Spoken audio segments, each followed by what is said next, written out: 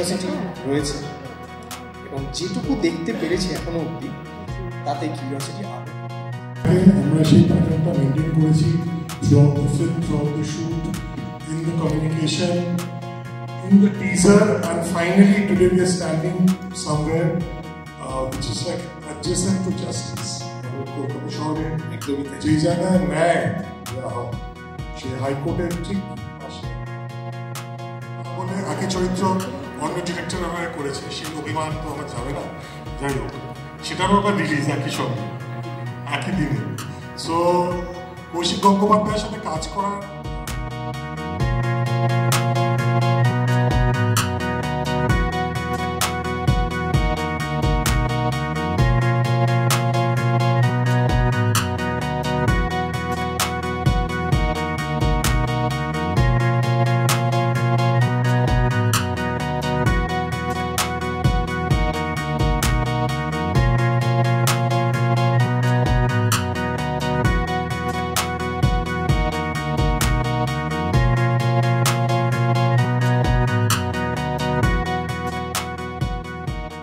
বছর শুরু হতে না হতেই সৃজিত মুখার্জির নতুন চমক সত্যি বলে সত্যি কিছু নেই।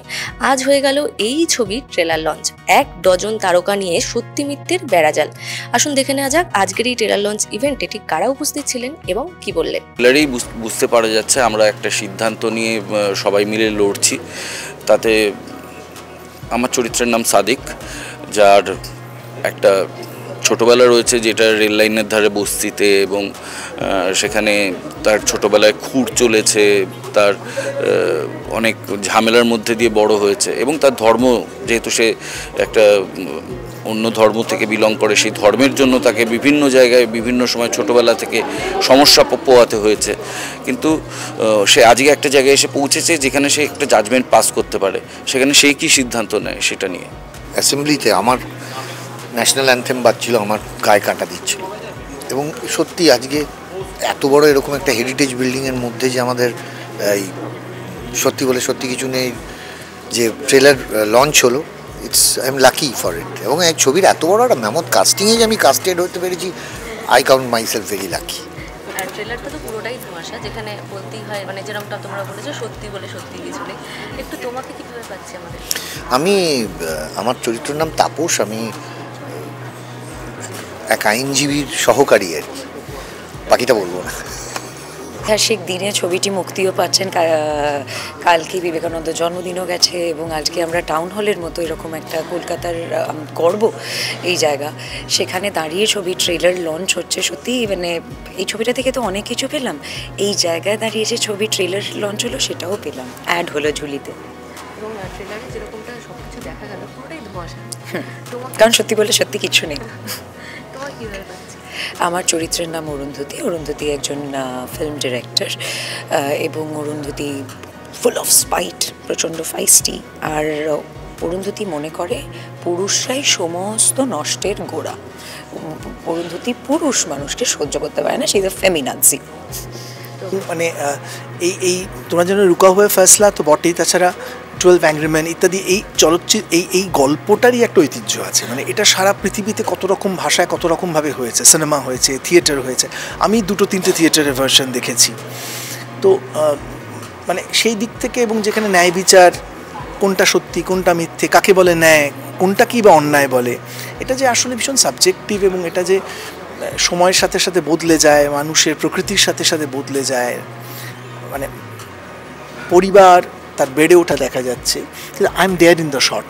আমাকে কিন্তু যতবার সিনটা শুটিং হয়েছে, একটা সিন ধরো 5-6 বার করে শুটিং হয়েছে, প্রত্যেকবার কিন্তু আমাকেই কিউটা দিতে হয়েছে, এবং এমনভাবে কিউটা দিতে হয়েছে যাতে করে আমার সহ অভিনেত্রীর সুবিধে হয়, অন্যেরাও তাই করেছে।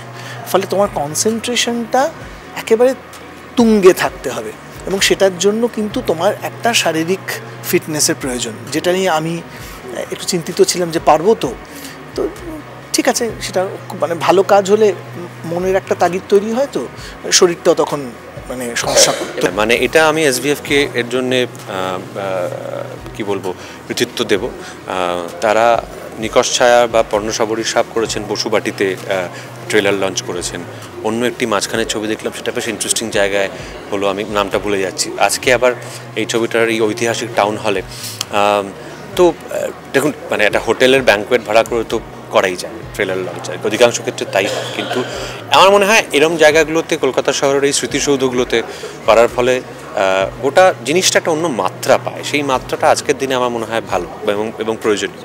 এবং পুরো ট্রেলারে সবার থেকে বেশি যদি বলা যায় যে তোমার ক্যারেক্টারটা সব থেকে বেশি অ্যাট্রাক্ট করছে ট্রেলারে, এখনও অবধি আমার কাছে মনে হচ্ছে। তো যখন তোমার কাছে ক্যারেক্টারটা এলো, প্রথমে তুমি কি ভেবে অ্যাকসেপ্ট করলে বা ভালো লাগাচ্ছে? ওই যে একটু আগে যেটা বলছিলাম, যে আমি এত বছরের অভিনয়ের পর আমার যে কোনো গড়পড়তা চরিত্র করতে ইচ্ছে করে না। যেহেতু আমি পাশাপাশি পরিচালনা এবং প্রযোজনাও এখন সমান তালে বা কিছুটা বেশি করি, মানে অভিনয়ের থেকে ইনফ্যাক্ট একটু বেশি করছি অন্তত গত 1-1.5 বছর। সেজন্য অভিনয়ের ক্ষেত্রে আমি একটু ভাবি যে তার একটা নির্দিষ্ট কারণ থাকতে হয়। হয় ছবিটি এমন কারোর সঙ্গে বা এমন কারোর জন্য যে ছবিটি মানে একটা অন্য মাত্রায় যাবে বলে মনে হয়, কিংবা প্রচুর টাকা দিচ্ছে, সেটা একটা হয়, কিংবা এরকম একটা চরিত্র হতে হয় যেখানে মানে আমি এতদিন যেরকম জিনিস করিনি সেটা করার সুযোগ যেখানে পাচ্ছি। তো সেইটাই মূল কারণ হিসেবে এখানে কাজ করেছে। আমার চরিত্রটার নাম সুমিত। আমি একটা খুবই কমিউনাল একটা ক্যারেক্টার, এবং মানে খুবই সহজাতভাবে সাম্প্রদায়িক আর কি, এরকম একটা মানুষ। কাজেই পুরোটাই সে তার সাম্প্রদায়িক বোধবুদ্ধি দিয়েই দেখে, বোঝে, বিচার করে, তো ফলে একটু টক্সিকও। এবং সৃজিতদা বলছে মানে যেরকমটা শারীরিকভাবেই নাকি অনেকটা খাটনি হয়েছে এই কাজটা। শারীরিকভাবে সবারই খুব পরিশ্রম হয়েছে এই কাজটার ধরনটাই ছিল এরকম, যে পরিশ্রম ছিল কাজটাতে। আর শুটিংটাও খুব অদ্ভুতভাবে হয়েছে, মানে খুব ইন্টারেস্টিংভাবে হয়েছে, যেহেতু এটা গোটা সিন একবারে শ্যুট হয়েছে। তো সেটা এমনিতে সেরকম সাধারণত হয় না। সেরকম না হলে আমরা একটা রেস্ট নেওয়ার সুযোগ পাই। এক্ষেত্রে প্রত্যেকেই খুব অ্যাটেন্টিভ থাকতে হয়েছে, সবাইকে, 12 জনকেই। তো ফলে সেইটার জন্য আরেকটা এক্সট্রা একটা প্রেশার ছিল ছবিটাতে। হ্যাঁ, মানে আমারও এখানে প্রথমবার আসা। আমি এর আগে কোনোদিনও টাউন হলে আসিনি, এবং প্রচুর ইতিহাসের সাক্ষী টাউন হল। সেখানে আমাদের ট্রেলার লঞ্চ হচ্ছে, সেটাও আর কি মানে হ্যাটস অফ টু সৃজিতদা এবং SVF, যেটা সাকসেসফুল করেছে এই ব্যাপারটাকে। এবং আমি শুনেছি যে এইখানেই নাকি রবীন্দ্রনাথ নোবেল নেওয়ার পরে সংবর্ধনা পেয়েছিলেন। তো এখানেই কোনো ঘরে তিনি হয়তো দাঁড়িয়ে নিয়েছেন, সেখানে আমাদের ট্রেলার রিলিজ হচ্ছে, আমিও দাঁড়িয়ে আছি। খুবই অন্যরকম রোমাঞ্চকর ফিলিং।